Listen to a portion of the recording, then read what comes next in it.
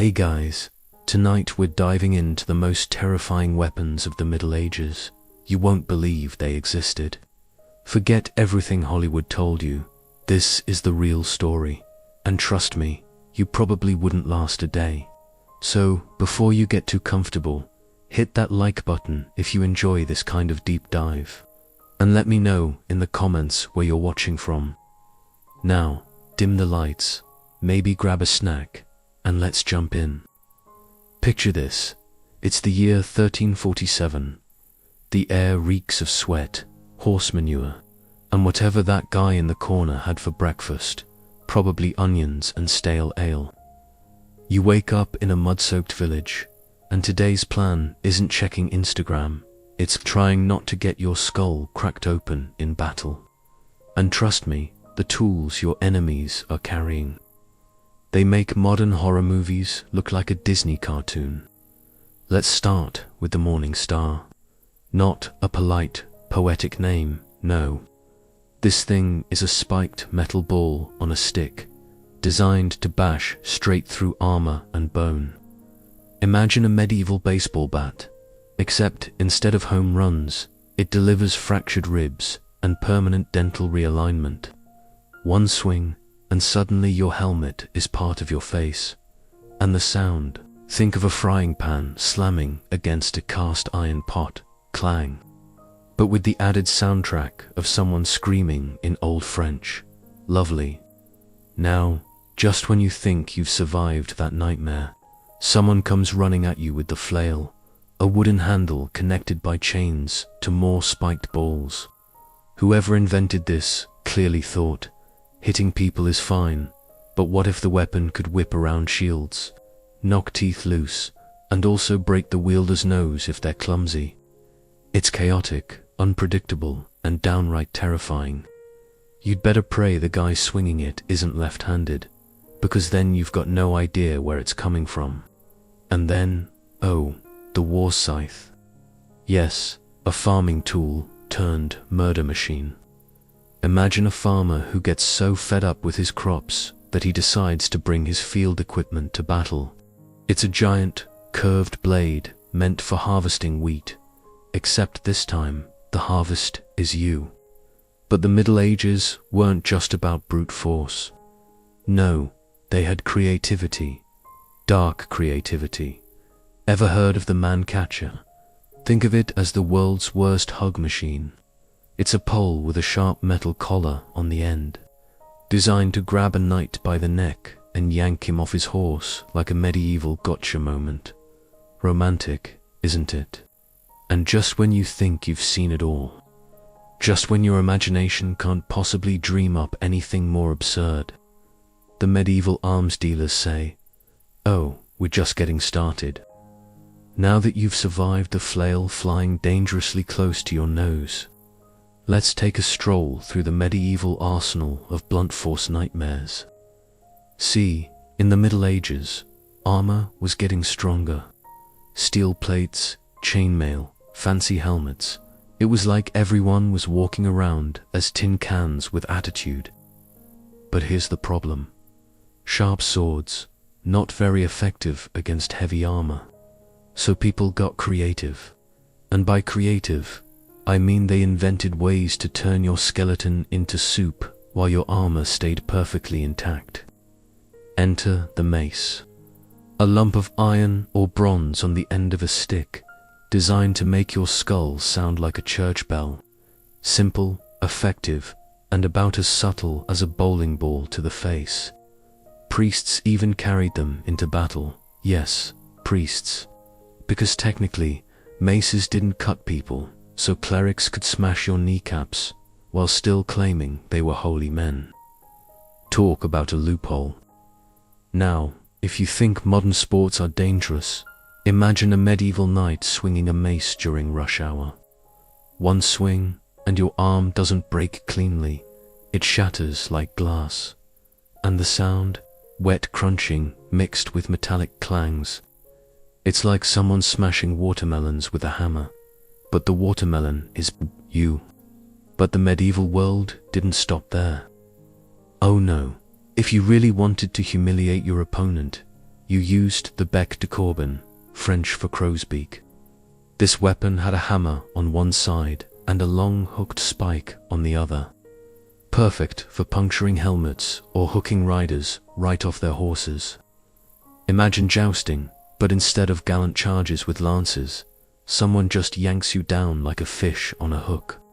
And speaking of hooks, picture this: you're dragged from your horse, armor dented, ribs probably broken, you're gasping for air, and that's when you hear it. The sharp whistle of arrows filling the sky. Ah yes, the longbow. This wasn't just a weapon. It was the machine gun of the Middle Ages. 6 foot long, made of yew, capable of firing arrows with enough force to pierce armor at 200 yards. An English archer could shoot 10 to 12 arrows per minute. Let's do the math. That's a rain of death every few seconds. Imagine standing in a field, staring up at what looks like a flock of birds, only to realize those birds are barbed shafts about to land in your spleen.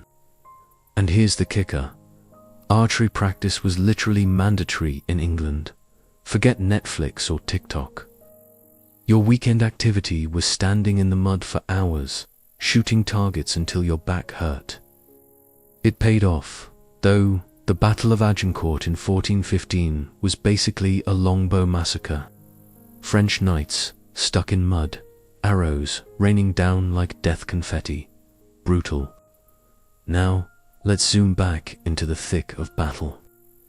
Because blunt weapons and arrows are child's play compared to some of the other nightmares lurking in the medieval toolbox. Ever heard of the man-catcher? Yeah, we mentioned it briefly. But let's dwell on this fever dream of an invention. Picture a long pole with a spring-loaded spiked collar at the end.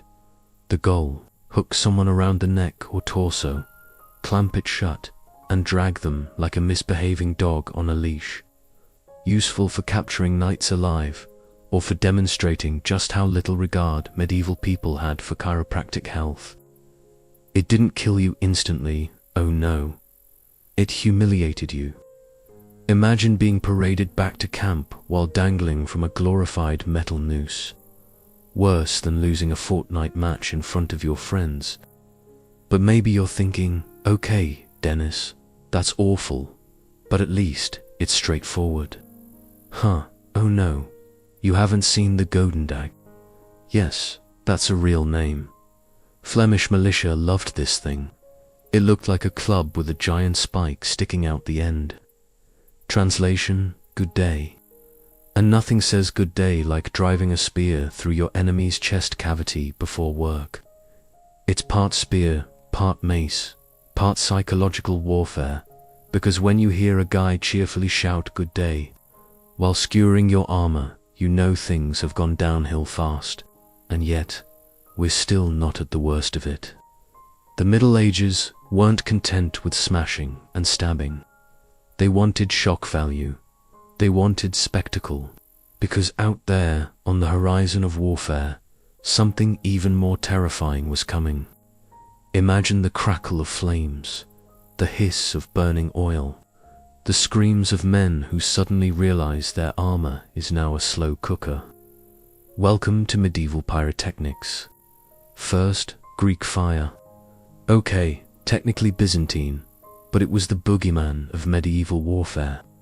A liquid that could burn even on water. Think medieval napalm. They'd load it into siphons and spray it across enemy ships, turning wooden fleets into floating bonfires. Imagine rowing hard, sweat pouring, thinking you're about to board the enemy vessel, only to be greeted with a face full of liquid fire that doesn't go out, no matter how much you jump in the ocean. Next, the trebuchet. This wasn't just a weapon. It was medieval flexing, a giant siege engine capable of hurling 300-pound projectiles over 200 yards, stones, burning barrels of pitch, even, brace yourself, diseased animal carcasses. That's right, medieval biological warfare. Imagine being inside your city walls, hearing the whistle of incoming death, and suddenly Splat. A rotting cow lands in the marketplace. Congratulations, now you have the plague and a hole in your roof. And if the trebuchet wasn't enough, there was the werewolf. Scotland's giant trebuchet, so massive that when it was built, the English literally refused to surrender until they saw it fire. That's medieval intimidation for you. We'll wait to die, thanks. Just show us how the big toy works. On the smaller side, you had fire arrows, bundles of cloth soaked in pitch, tied to arrows, lit up and launched into villages. Imagine you're sitting peacefully in your thatched roof hut, sipping weak beer, when suddenly your entire house bursts into flames because some guy thought your chimney was target practice. And then, oh, the boiling oil myth. You've seen it in movies, defenders dumping vats of boiling oil on attackers climbing the castle walls. But here's the truth. Oil was expensive. Like, you wouldn't waste it on peasants with ladders. More often, it was boiling water or sand heated until it seared like lava. Pour that down on a man in armor, and it cooked him alive inside his tin suit. Still, as terrifying as fire was, there's something even worse about a weapon designed not just to kill, but to psychologically ruin you before you even stepped on the field. Now, let's get into the weird stuff. Weapons that make you stop and say, who in their right mind thought this was a good idea? We've already talked about the man-catcher, that medieval neck snare of humiliation. But what about the disarm? Part spear, part hook, part Swiss Army nightmare. It could stab, pull riders off horses, and slash at the same time. Basically a weapon designed by someone who couldn't make up their mind. Or the Zuahander. This sword was so massive, 6 feet long, that you basically needed to bench press daily just to swing it. It was used to break through pike formations. Picture a man in armor, wielding a blade taller than your average NBA player, charging straight at you. Forget nightmares, this is therapy bills for life. Then there's the halberd. The multi-tool of doom. An axe, a spear, and a hook all in one. You could chop, stab, or drag. It's like a medieval version of those kitchen gadgets that claim to dice, slice, and juice all at once. Only instead of making smoothies, it made corpses. But the real terror, the plague arrows. Yes, they actually tipped arrows with diseased corpses or dipped them in infected blood before shooting. Imagine being hit. Not only do you have a hole in your chest, but now you're a walking biological experiment. Good luck surviving medieval medicine, which at best involved leeches and prayers. And just when you think humans couldn't get any more twisted, they invented the organ gun. A small cannon with multiple barrels, firing all at once. Imagine standing in formation, shields ready, and suddenly, boom, a spray of lead balls tears through your ranks like an angry medieval shotgun. It wasn't just about killing. It was about terrifying you into giving up before the fight even started. Because at the end of the day, medieval warfare wasn't just steel on steel. It was a performance, a show of who could scare the other side more. And in that theater of fear, humans revealed something uncomfortable about themselves. So here we are, having toured through morning stars, flaming arrows, plague-tipped bolts, and giant cow-flinging catapults. And you're probably thinking, wow, medieval people were brutal. And yes, they were. But here's the twist. We're not that different today. Weapons are always mirrors. They reflect the fears, the technology, the creativity of their time.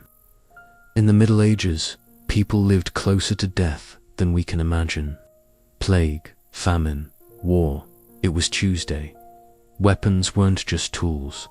They were symbols of survival, of dominance, of psychological edge. the morning star.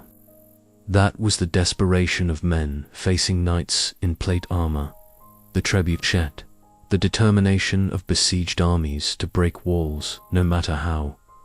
The plague arrow, a chilling reminder that when humans are cornered, they'll use anything, even disease, as a weapon.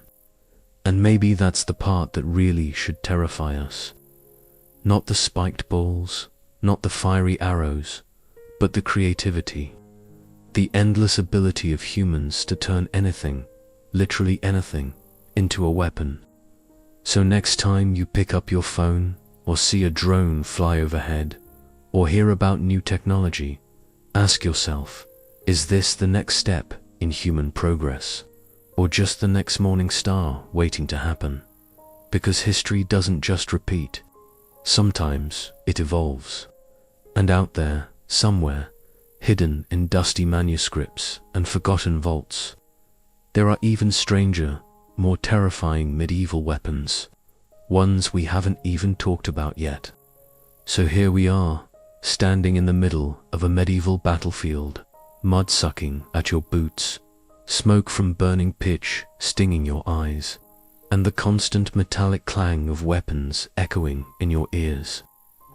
You've seen morning stars crush skulls like ripe melons, flails whipping unpredictably, arrows blotting out the sun, and trebuchets launching not just stones, but disease, fire, and despair itself. You've walked through a nightmare carnival of human invention, where every tool was a test of creativity twisted by necessity. Because at its core, that's what these weapons were. Desperate solutions to desperate problems. Armor gets tougher. Invent a crow's beak to puncture it. Walls get higher. Build a werewolf to smash them down. Enemies refuse to surrender. Send them the plague with a neat little bow on top. And while we laugh at the absurdity, the man-catcher, the Good Day Spike Club, the sword so large it looked like a Final Fantasy cosplay, there's something sobering about all of it. These weren't just props in a bloody theater. They were real. They drew real blood. They carved fear into the minds of men who, just like us, wanted to wake up, eat breakfast, and make it through the day. Think about it. You and I stress about notifications, deadlines, or whether our Wi-Fi is fast enough to stream Netflix. A medieval villager worried about whether a flaming arrow was going to torch their house before dinner. Different worlds, same human heartbeat. And maybe that's the takeaway here. The weapons of the Middle Ages aren't just relics of brutality, they're mirrors. They show us what people feared, how far they'd go to survive, and how endlessly inventive humans become when survival is on the line. Sometimes disturbingly inventive. So the next time you see a sword hanging in a museum, or a documentary about knights clashing on muddy fields, remember, behind every weapon was a story. A blacksmith hammering away, a soldier clutching it in fear or fury, a commander hoping it would give them the edge. And behind all of that, the same fragile, desperate humanity we carry today.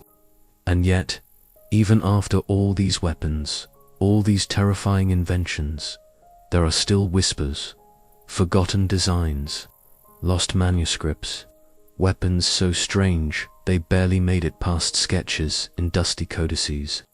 Things that make you wonder if the Middle Ages still has a few secrets left to reveal.